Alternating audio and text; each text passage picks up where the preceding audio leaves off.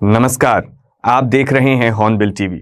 छत्तीसगढ़ की खबरों के हिंदी बुलेटिन हमर छत्तीसगढ़ में आपका स्वागत है। रायगढ़ के तमनार क्षेत्र में जिंदल पावर लिमिटेड की प्रस्तावित कोयला खदान गारे पेलमा सेक्टर 1 की प्रस्तावित जन सुनवाई को लेकर विरोध तेज होता जा रहा है। जिले के हजारों ग्रामीण पिछले कई दिनों से धौराभाटा मैदान में डेरा डाले दिन रात आंदोलन कर रहे हैं। कड़कड़ाती सर्दी और कठिन परिस्थितियों के बावजूद ग्रामीणों का जोश और जुझारूपन लगातार प्रशासन और कंपनी प्रबंधन को चुनौती दे रहा है।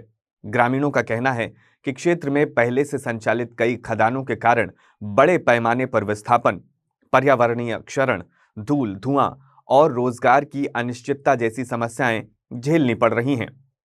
ऐसे में जिंदल को नई खदान दिए जाने से 15 से 20 गांव गंभीर रूप से प्रभावित होंगे। लोगों को अपनी पैतृक जमीन, घर, आंगन और पहचान खोने का डर सता रहा है। ग्रामीण आरोप लगाते हैं कि न तो कंपनी प्रबंधन और न ही प्रशासन उन्हें विस्थापन पैकेज, रोजगार गारंटी और पर्यावरणीय सुरक्षा के बारे में स्पष्ट जानकारी दे रहा है। जन सुनवाई के विरोध में ग्रामीण धौराभाटा मैदान में खुले आसमान के नीचे रात भर आग जलाकर पहरा दे रहे हैं।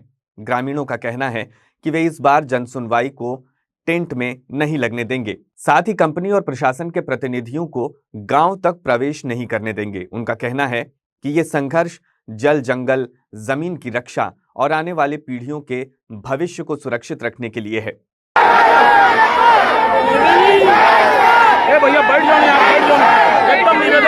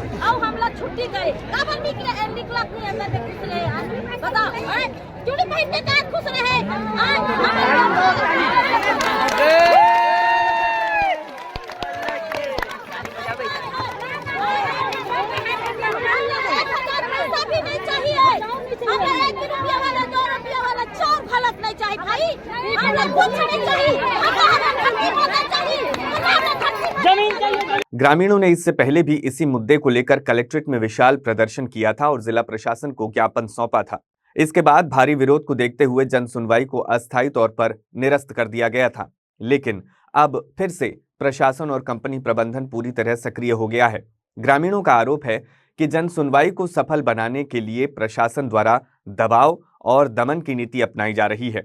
कई ग्रामीणों ने मीडिया को तहसीलदार रायगढ़ का एक कथित आदेश पत्र दिखाते हुए कहा कि अधिकारी फोन और नोटिस भेजकर आंदोलन को तोड़ने की कोशिश कर रहे हैं। ग्रामीणों ने यह भी दावा किया है कि हाल ही में क्षेत्र के कुछ राजनीतिक नेता जो आंदोलन का नेतृत्व कर रहे थे, अचानक मैदान छोड़कर चले गए, जिससे ग्रामीणों के बीच संदेह और नाराजगी बढ़ गई है। आंदोलनकारियों का कहना है कि वह पीछे हटने वाले नहीं हैं।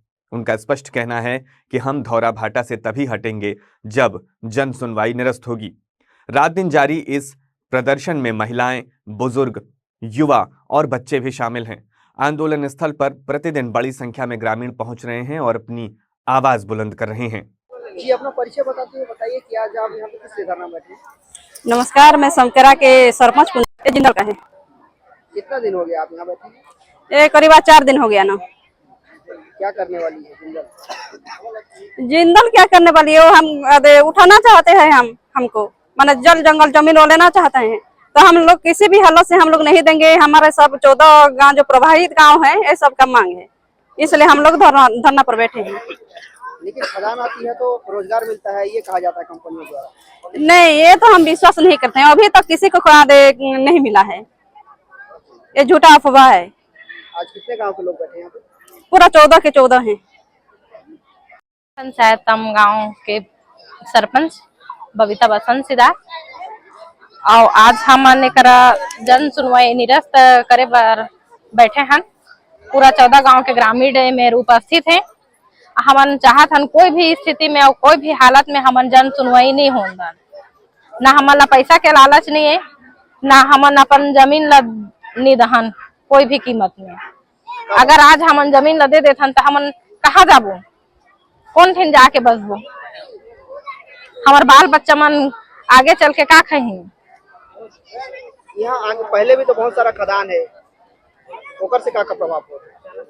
वही ला तो हमन पहले हमन भी गलती करें थोड़े से कि हमन ला पहले से कोयला खदान ला नहीं होने देना रही से अपन आसपास के एरिया में। तो ओकर से का समस्या होती तुमन ला? हमन ला बहुत समस्या होती, पानी के कमी होगी से, फिर प्रदूषण के मतलब बहुत ज्यादा तबीयत खराब होते, एक्सीडेंट होते, और ट्रक मन के चलते भी बिना मौत के मौत हो जाते। कब तक बैठ जाएंगे?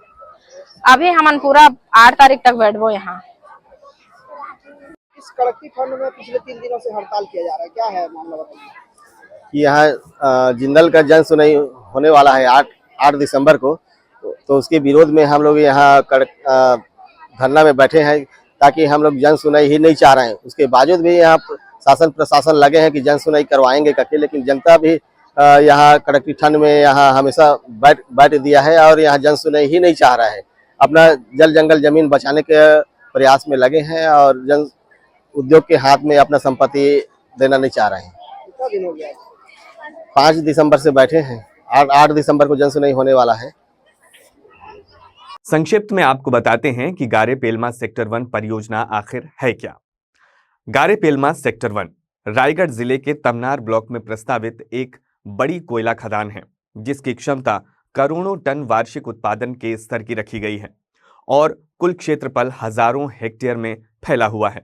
राष्ट्रीय हरित अधिकरण यानी एनजीटी और पर्यावरण मंत्रालय के रिकॉर्ड बताते हैं कि रायगढ़ कोयला क्षेत्र में गारे पेलमा के अलग अलग सेक्टरों को कई कंपनियों को आवंटित किया गया है, जिनमें जिंदल पावर जैसी निजी कंपनियां और कुछ सरकारी कंपनियां भी शामिल हैं। तमनार क्षेत्र में कोयला खनन के खिलाफ आदिवासी और ग्रामीण समुदाय पिछले लगभग 2 दशकों से लगातार विरोध और कोयला सत्याग्रह जैसे आंदोलनों के जरिए अपनी आपत्ति दर्ज कराते रहे हैं। गारे पेलमा से जुड़ी जनसुनवाई व वन कटाई के समय भी हजारों ग्रामीणों ने रैली, धरना और ज्ञापन देकर यह आरोप लगाया था कि उनकी आपत्तियां सुनी नहीं जा रही और पर्यावरणीय प्रभाव आकलन में उनकी भागीदारी अधूरी रही है। कई मामलों में एनजीटी ने प्रक्रियागत खामियों के कारण पर्यावरण स्वीकृति को रद्द कर नई जनसुनवाई की आवश्यकता बताई थी।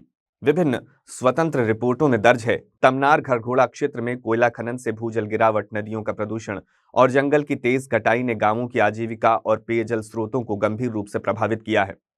गारे पेलमा जैसे प्रोजेक्टों के लिए हजारों परिवारों के विस्थापन का अनुमान है, पर स्थानीय लोग आरोप लगाते हैं कि पुनर्वास, रोजगार की स्पष्ट, लिखित और भरोसेमंद योजना जमीनी स्तर पर उन्हें समझ नहीं आती। कई अध्ययन व फील्ड रिपोर्ट्स बताते हैं कि जिन इलाकों में पहले खदानें चालू हुई वहां कृषि भूमि का नुकसान, प्रदूषण और स्वास्थ्य समस्याएं बढ़ी हैं, जबकि स्थायी रोजगार सीमित लोगों तक सिमट गया है। इसी अनुभव के आधार पर ग्रामीण भविष्य को लेकर चिंतित हैं। रायगढ़ जिले में कोयला प्रोजेक्टों से जुड़ी जनसुनवाइयों के दौरान ग्रामीणों ने कई बार आरोप लगाया है कि प्रशासन भारी पुलिस बल का उपयोग कर विरोध को कमजोर करता है, लोगों को सुनवाई स्थल से दूर रखता या डराता धमकाता है। कुछ रिपोर्टों में यह भी दर्ज है कि कंपनियों के कर्मचारी, ठेकेदार जन सुनवाई में पक्ष में भीड़ जुटाने की कोशिश करते हैं, जबकि विरोध कर रहे लोगों को हाशिए पर रखा जाता है। तमनार क्षेत्र में पहले भी जिंदल से जुड़े प्रोजेक्टों के विरोध करने वाले कार्यकर्ताओं की गिरफ्तारी और उन पर दबाव के मामले सामने आ चुके हैं, जिससे ग्रामीणों का अविश्वास और बढ़ा है। तमनार जैसे क्षेत्र 5वीं अनुसूची क्षेत्र में आते हैं, जहां ग्राम सभाओं की सहमति, वनाधिकार अधिनियम और पर्यावरणीय मंजूरी की प्रक्रियाएं कानूनी रूप से अनिवार्य मानी जाती हैं। कई रिपोर्ट और जन सुनवाई विवादों में यह आरोप बार बार दिखता है कि ग्राम सभाओं की वास्तविक सहमति, स्वतंत्र सूचित मंजूरी और पारदर्शी पर्यावरणीय प्रभाव आकलन को नजरअंदाज किया जा रहा है, जिस पर एनजीटी और अन्य मंचों ने भी कई मामलों में टिप्पणी की है। ए भैया बैठ जाओ यहाँ, बैठ जाओ, एकदम निवेदन हो।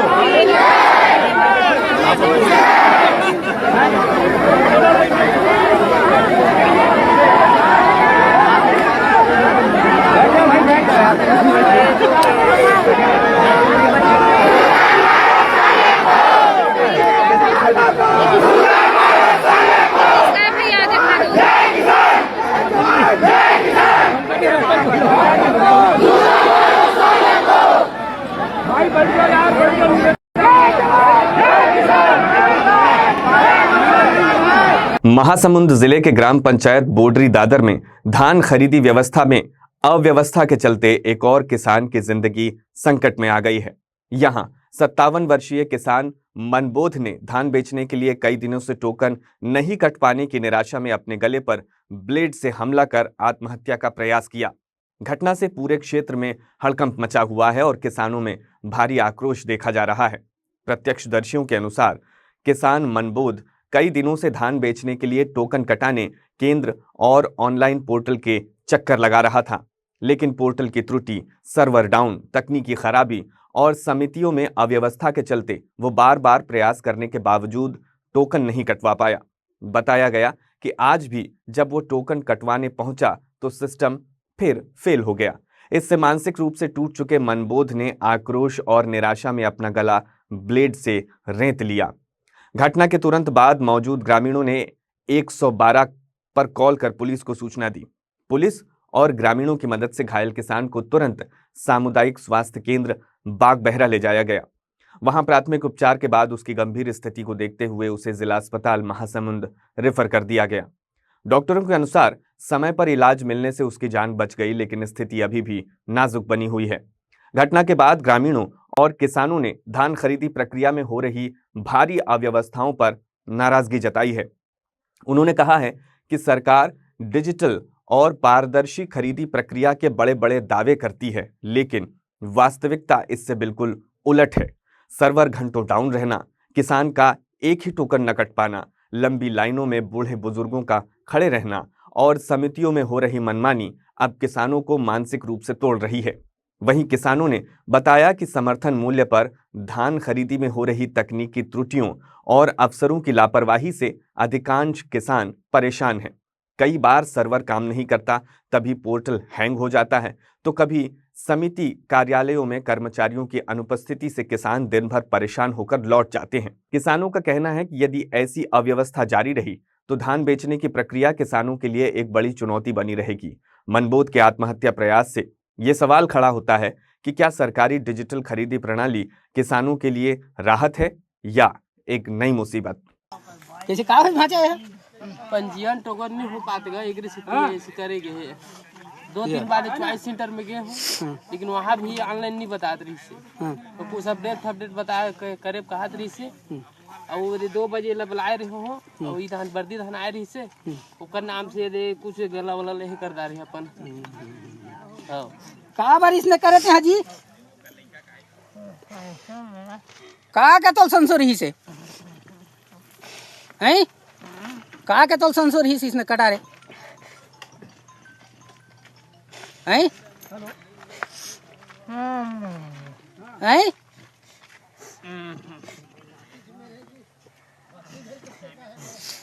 तो पंजीयन है नहीं। अरे तो आज ये टोकन आज नहीं कटती तो काली कट जाती। थोड़ा का मतलब इसने कदम ऊंचाए के हैं या तो आज नहीं काली कट जाती, पर दिन कट जाती। वहाँ 31 जनवरी तक के धान बिकना है। हाँ सर, वो केस आया था, वो मनमोहन नाम है उसका। उसके पिताजी के नाम है वनवास, 50-58 साल का है और सेन भाटा का है वो। और हमने वो अच्छे से मैनेज कर लिए है और उसके बाद फिर मैनेज करने के बाद फिर इंजेक्शन भी लगा है। उसको मैनेज करने के बाद हमने महासमुंद जिला अस्पताल में रिफर कर दिया। अभी क्या स्थिति? अभी स्टेबल है, थोड़ा स्टेबल था। भारतीय जनता पार्टी के 15 साल के हुकूमत रमन सिंह जी के समय खल्लारी विधानसभा में किसान भारी तादाद में आत्महत्या किए थे। शायद सरकार में केवल 2 साल में किसान जो है आत्महत्या का प्रयास कर रहे हैं और उनकी हालत काफ़ी गंभीर है। मैं माननीय मुख्यमंत्री जी को तत्काल अभी पत्र लिखा हूँ कि उनकी कारण क्यों उनका टोकन नहीं कटा, वो आत्महत्या के लिए क्यों विवश हुए, उसकी गहराई से जांच हो और दोषियों के ऊपर कार्रवाई हो और साथ ही उस गरीब किसान को इलाज के लिए स्वेच्छा अनुदान का 15 लाख रुपया देने की मांग करता हूँ। ये किसान जब आत्महत्या के लिए आदमी विवश होता है, आत्महत्या का प्रयास करता है, तो समझ जाइए कितना परेशान रहा होगा, कि कितना परेशान होकर आत्महत्या करने का प्रयास किया है। और खल्लारी विधानसभा और पूरी छत्तीसगढ़ में किसान दारू बेचने वाले तो आसानी से बेच ले रहे हैं, गांजा बेचने वाले बेच ले रहे हैं, लेकिन किसान को अपने धान को बेचने के लिए कभी पटवारी, कभी सोसाइटी, तो कभी तहसीलदार, केवल और केवल इसी में किसान का पूरा दिन खत्म हो रहा है। पर एक किसान तो आत्महत्या करने का प्रयास किया है, लेकिन आज समूचे किसान धान बेचने को लेकर के मन में डर है और उनको कम धान बिके करके वंचित किया जा रहा है। माननीय मुख्यमंत्री जी से मैं मांग करता हूं कि सारे रकबा सही किया जाए और किसानों का एक एक दाना खरीदा जाए, ऐसी व्यवस्था दे। नहीं तो कांग्रेस पार्टी तो लड़ रही है, किसान भी लड़ रहे हैं और भविष्य में अगर इनके साथ न्याय नहीं मिला तो जिला कांग्रेस अध्यक्ष होने के नाते उग्र आंदोलन हम करेंगे। इसमें दुर्ग जिले में कांग्रेस संगठन के भीतर आज महत्वपूर्ण हलचल देखने को मिली। पूर्व मुख्यमंत्री भूपेश बघेल दुर्ग पहुंचे, जहां उन्होंने कांग्रेस के तीनों नवनियुक्त जिला अध्यक्षों को पदभार ग्रहण करवाया। इस अवसर पर राजीव भवन दुर्ग में भव्य समारोह आयोजित किया गया, जिसमें बड़ी संख्या में कार्यकर्ता और पदाधिकारी शामिल रहे।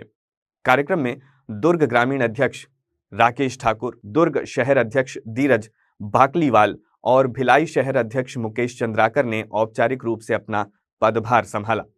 पदभार ग्रहण के साथ ही तीनों अध्यक्षों ने संगठन को जमीनी स्तर पर और सशक्त बनाने तथा कार्यकर्ताओं को जोड़कर कांग्रेस की मजबूती बढ़ाने का संकल्प लिया।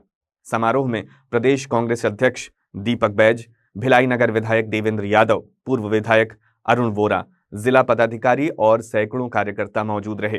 सभी नेताओं ने नवनियुक्त अध्यक्षों को बधाई देते हुए कहा कि संगठन में नई ऊर्जा और जोश के साथ जिम्मेदारियों को निभाया जाएगा। पूर्व मुख्यमंत्री भूपेश बघेल ने इस मौके पर कहा कि कांग्रेस संगठन लगातार मजबूत हो रहा है और नए अध्यक्षों से अपेक्षा है कि वे जनसंपर्क, संगठन विस्तार और जनता की समस्याओं के समाधान में सक्रिय भूमिका निभाएंगे। उन्होंने कार्यकर्ताओं से एकजुट होकर काम करने और आगामी राजनीतिक चुनौतियों को अवसर में बदलने का आग्रह किया। पदभार ग्रहण के बाद नेताओं ने कार्यकर्ताओं से संवाद कर उनकी समस्याओं और संगठनात्मक जरूरतों पर भी चर्चा की। संगठन परिवर्तन के इस कदम को कांग्रेस की रणनीतिक रूप में देखा जा रहा है, जिससे आने वाले दिनों में दुर्ग जिले में पार्टी की गतिविधियां और मजबूती को नई दिशा मिलने की उम्मीद जताई जा रही है। पूरा देश में अराजकता फैलाना चाहते, पूरा देश में तानाशाही लादना चाहते, उनके खिलाफ में हमारे नेता राहुल गांधी जी लड़ाई लड़ा। मनेन्द्रगढ़ चिरमिरी बैकुंठपुर जिले के ग्राम पंचायत मनवारी के जर्जर पंचायत भवन की हालत इस कदर खराब हो चुकी है कि यहां काम करने वाले जनप्रतिनिधि, कर्मचारी और आम ग्रामीण हर दिन खतरे के साए में अपनी जिम्मेदारियां निभाने को मजबूर हैं। दीवारों में गहरी दरारें, जगह जगह से झड़ता पलस्तर और छत की टूटकर गिरती लोहे की छड़ें किसी बड़े हादसे को बुलावा दे रही हैं। इसके बावजूद भवन के पुनर्निर्माण अथवा मरम्मत के लिए अब तक स्वीकृति नहीं मिल पाई है। ग्राम के सरपंच श्रीमती चंद्रावती और ग्रामीणों ने बताया कि पंचायत भवन की जर्जर स्थिति को लेकर कई बार जनप्रतिनिधियों एवं संबंधित अधिकारियों को अवगत करवाया गया है, लेकिन वर्षों से चली आ रही इस गंभीर समस्या के समाधान की ओर किसी ने अब तक ध्यान नहीं दिया है। ग्रामीणों का कहना है कि ऐसा प्रतीत होता है कि मानो शासन प्रशासन किसी दुर्घटना का इंतजार कर रहा हो, उसके बाद ही कार्रवाई होगी। मनवारी पंचायत ने गांव के विकास के लिए अनेक कार्यों को अंजाम दिया है, लेकिन विडंबना यह है कि जिन योजनाओं को लागू करने के लिए पंचायत के प्रतिनिधि और कर्मचारी कार्यालय में बैठते हैं, वो स्वयं असुरक्षित और खतरनाक हो चुका है। सरपंच, पंच, सचिव, कंप्यूटर ऑपरेटर और शिकायत लेकर आने वाले ग्रामीण हर वक्त डर में रहते हैं कि कहीं बैठते बैठते ही छत न गिर जाए। ग्रामीणों ने बताया कि पंचायत भवन की बढ़ती खराबी के कारण कई बार कामकाज बाधित भी हो जाता है। दीवारों से गिरता मलबा, टूटती छत और झूलती लोहे की छड़ें किसी भी समय गंभीर हादसे को अंजाम दे सकती हैं। बावजूद इसके न तो मरम्मत कराई गई और न ही नए भवन की स्वीकृति मिली है। ग्रामीणों ने शासन से जल्द पंचायत भवन के पुनर्निर्माण की मांग करते हुए कहा है कि यदि समय रहते कदम नहीं उठाया गया तो किसी अनहोनी की जिम्मेदारी पूरी तरह प्रशासन की होगी। आज के बुलेटिन में बस इतना ही। मुझे दीजिए इजाजत। देखते रहिए हॉर्नबिल टीवी।